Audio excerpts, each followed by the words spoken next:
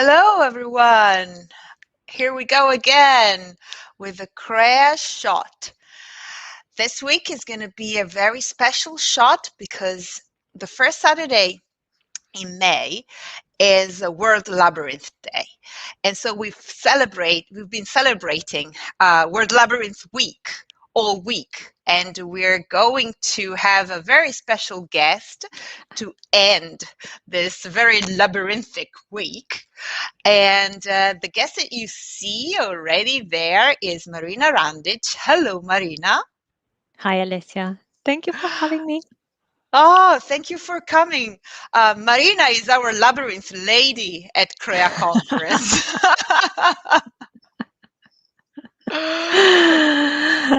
Mine. Oh, come on. Oh, yeah, I just fell in Marina. love with the labyrinth at the creativity conference. So, Tell us more. Tell us more. Why this love for the labyrinth? How did you get into that? how did it start? Well, the first time I walked and built a labyrinth, physical labyrinth, was at the creativity conference in 2007. There were, yeah, there were.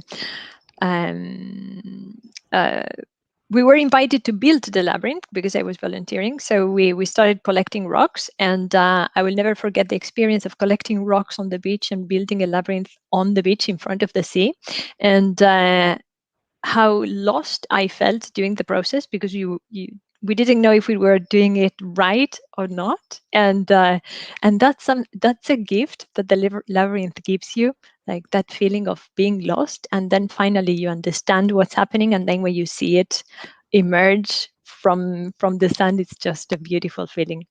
It's a beautiful process. So I fell in love with it, and then I started walking different labyrinths, like in Glastonbury around the Tor, or in another creativity conference in Canada, Mind Camp, with Joe Miguez.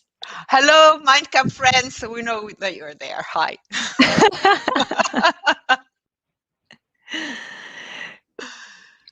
Good. And tell us more. So you've walked different types of labyrinths, or is there one type that is more popular than others? Ooh, there are many. I really like the Chartreuse Labyrinth, but then I think that the one that we built every year at CREA is called also the Santa Rosa Labyrinth, and the one that I have here in my hand is a finger labyrinth.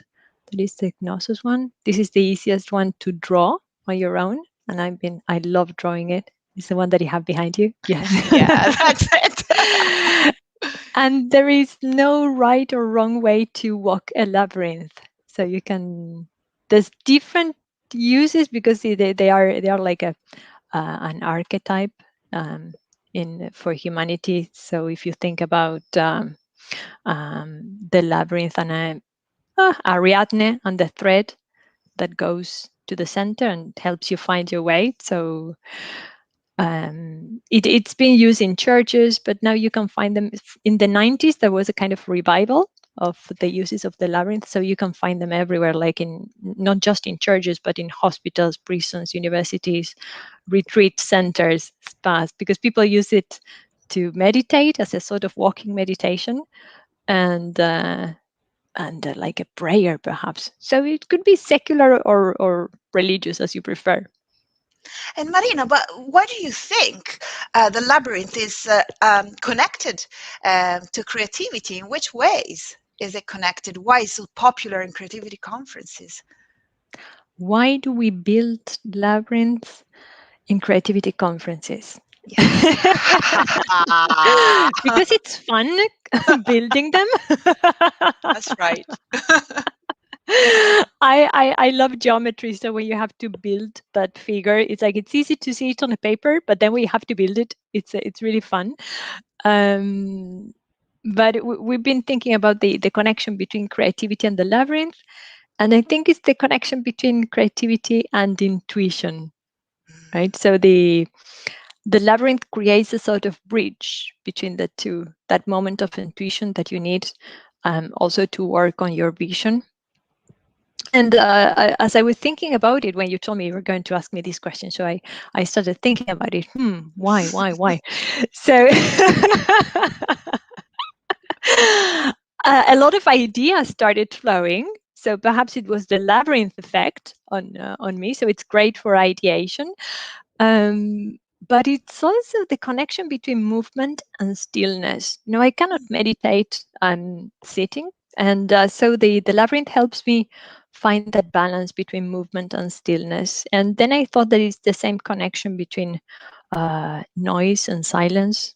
So just like in music, you need the two, or like stillness and motion, like in dance. So to dance, you need the two, Yeah. and so you create this space and this bridge between all It's this.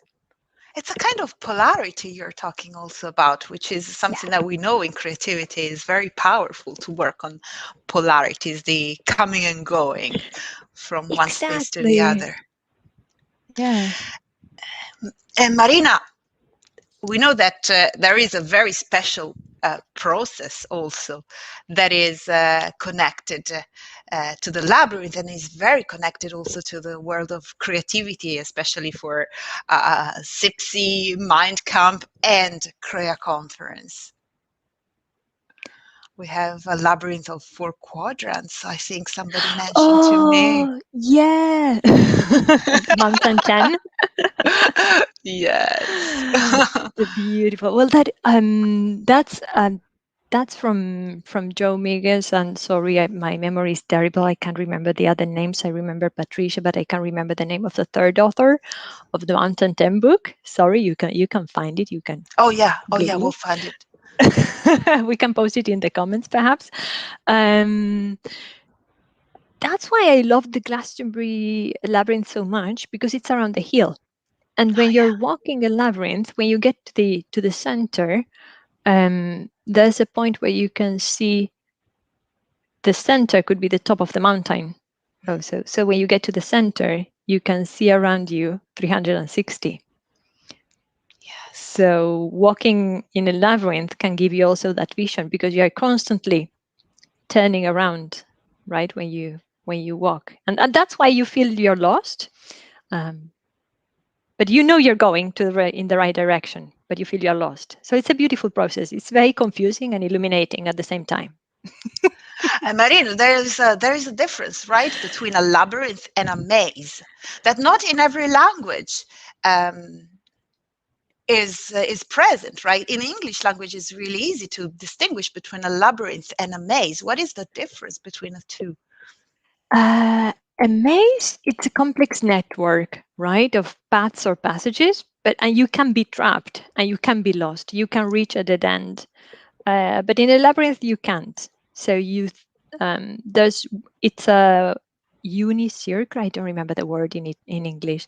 It's a unicircular. It's just one way, and it's the same way that takes you to the center and back out. But so you cannot get lost, even if you feel you're lost. Or not. I don't know. That's how it was for me, because that's also a very interesting experience. There are as many labyrinth experiences as there are labyrinth walkers.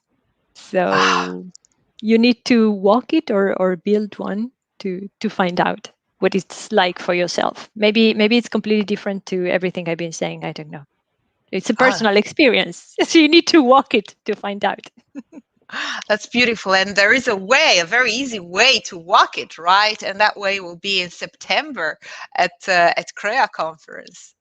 Yes. It will be different this year because instead of on the beach, where it's always been for 17 years, this year we will build a labyrinth on the grass at CREA Conference at Dynamo Campus from the 22nd to the 26th of September. And Marina and I will be there.